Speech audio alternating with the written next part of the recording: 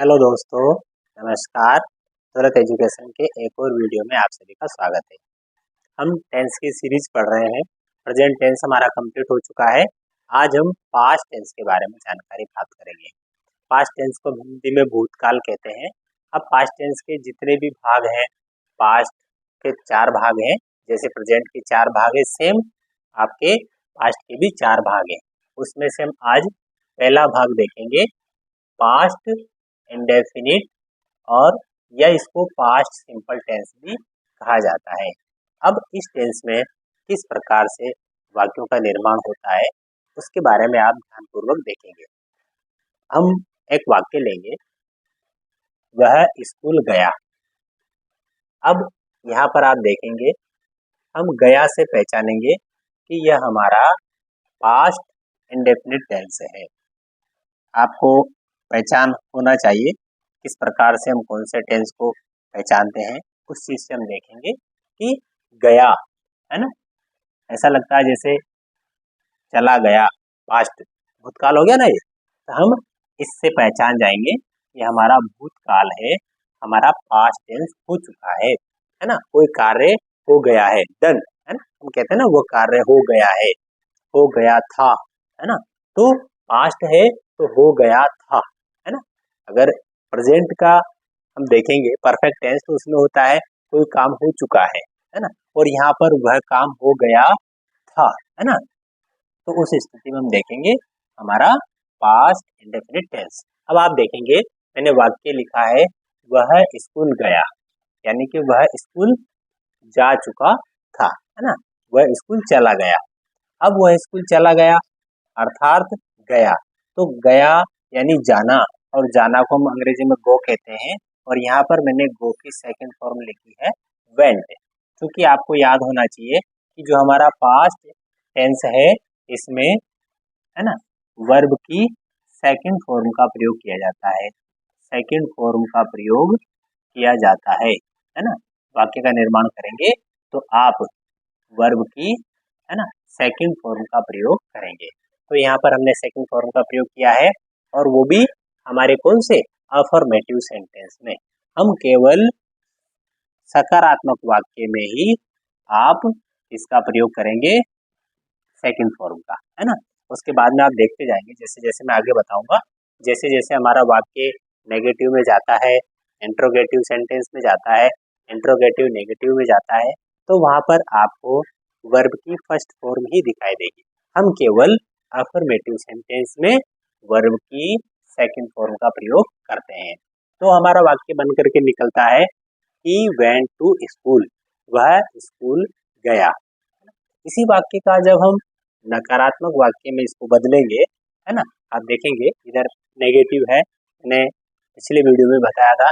Negative का अर्थ नकारात्मक, interrogative का अर्थ प्रश्नवाचक वाक्य, और नेगेटिव इंट्रोगेटिव। इसको पहले इंट्रोगेटिव नेगेटिव भी लिख सकते हैं, या फिर आप नेगेटिव इंट्रोगेटिव भी लिख सकते हैं।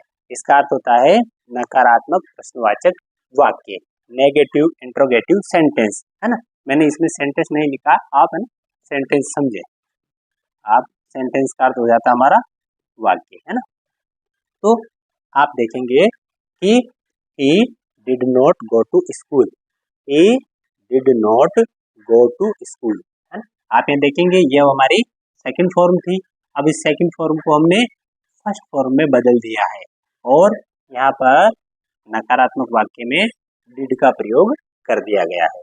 तो आप इस चीज को ध्यानपूर्वक देखेंगे कि पहले वाक्य में, हमारे अफर्मेटिव वाक्य में हमने सेकंड फॉर्म का प्रयोग किया है, और जैसे हमने इसको नकारात्मक वाक्य बदला है तो यहाँ पर हेल्पिंग वर्ब डिड का प्रयोग कर दिया है, और यहाँ पर हमने वर्ब की फर्स्ट फॉर्म का ही उपयोग कर दिया है।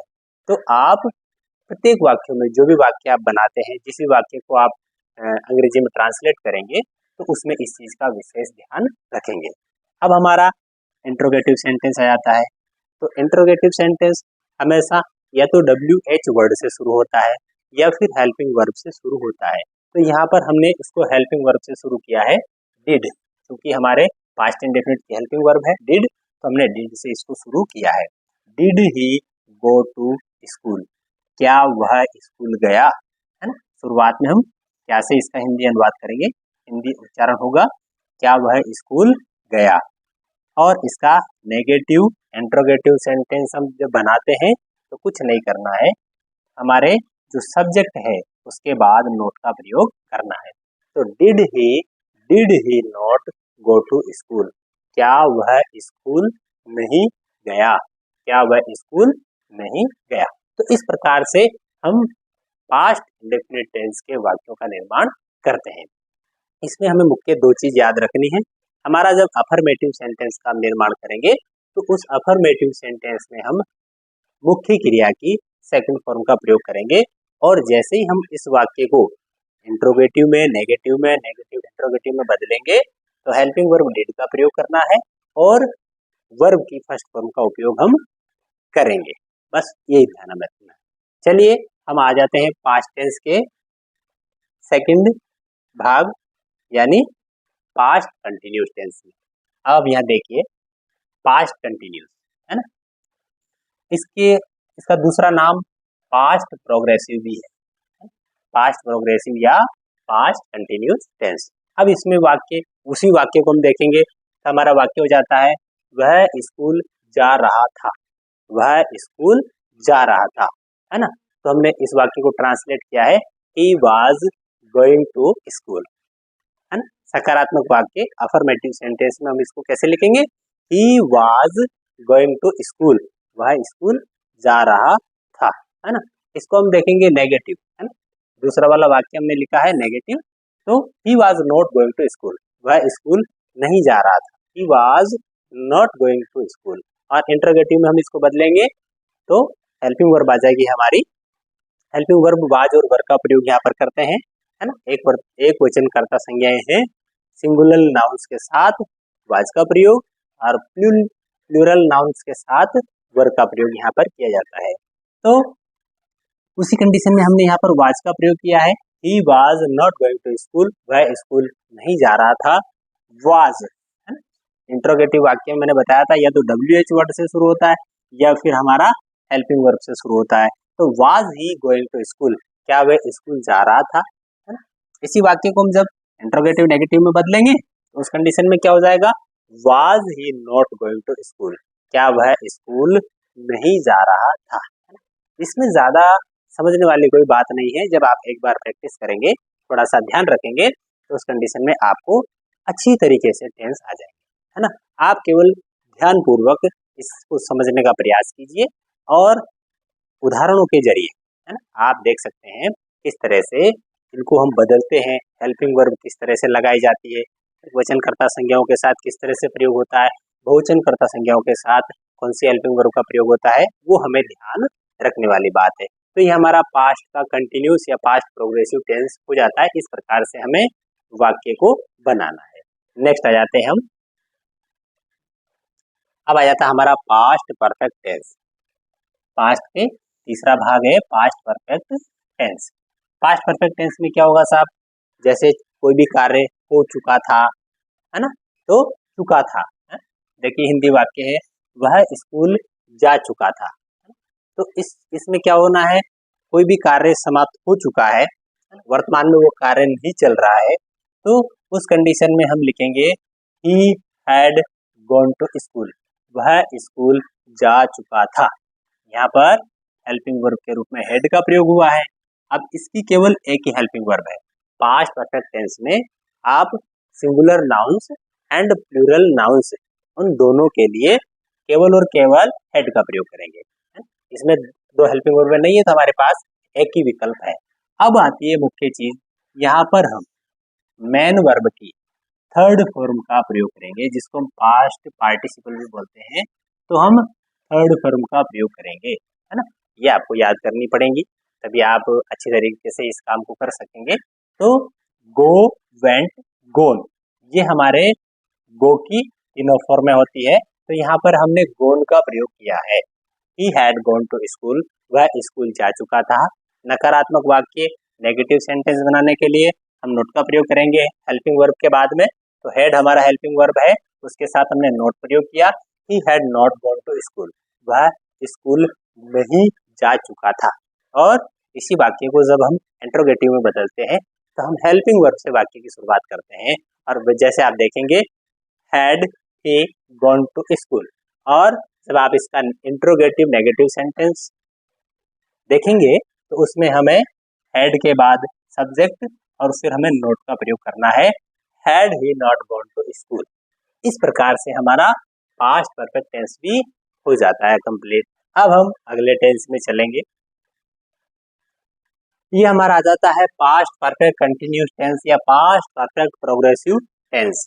ये पास्ट टेंस का अंतिम भाग है ना। इसमें वाक्य किस तरह से बनाए जाते हैं, जिस प्रकार से मैंने आपको पिछले वाक्य में बताया था, पिछले वीडियो में बताया था कि हमारे जो प्रेजेंट के परफेक्ट कंटिन्यूस है, पास्ट के परफेक्ट कंटिन्यूस है या फिर फ्यूचर के परफेक्ट कंटिन्यूस है, उन टेंसों में क्या होता है, समय के साथ या समय अवधि के साथ वो वाक्य होता है। कितने बजे से, कितने वर्ष से, कितने दिनों से, कितने सालों से, है ना।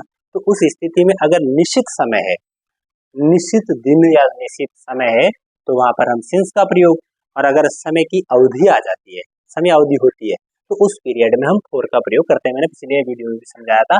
तो यहाँ पर हमारा वाक्य आ जाता है वह 10 बजे स्कूल जा रहा था, है ना। वाक्य बनकर के क्या था हिंदी अनुवाद, वह 10 बजे स्कूल जा रहा था। और इसको हम अंग्रेजी में ट्रांसलेट करेंगे। देखिए, he had been going to school since 10 AM, है ना। ये हमारा अफर्मेटिव सेंटेंस हो गया। आप ध्यान से देख लीजिए, he had been helping verb, he had been going to school since 10 AM, है ना। मैंने यहाँ पर since का प्रयोग किया है क्योंकि 10 बजे मतलब 10 ही बजे फिक्स समय है, समय का उल्लेख किया गया है। तो यहाँ पर 10 बजे वह स्कूल जा रहा था, है ना। अब इसको हम नेगेटिव में बदलेंगे, तो he had not been going to school since 10 AM, है ना।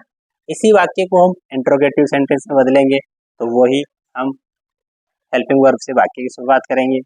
had he been, अब यहाँ पर सब्जेक्ट के पहले सहायक क्रिया और सब्जेक्ट के बाद been का प्रयोग हुआ है ना। यहाँ थोड़ा समझने वाली बात है।